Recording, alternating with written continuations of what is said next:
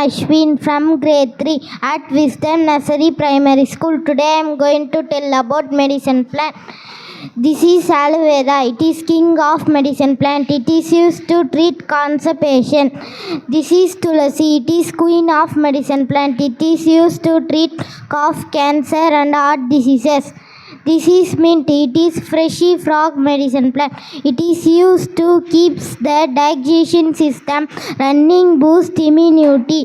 This is coriander. It is used in Indian kitchen. It improves digestion. This is a ginger. It is used to treat cold, cough and asthma. This is a turmeric. It is used to reduce pain and muscle damage and skin treatment. Thank you.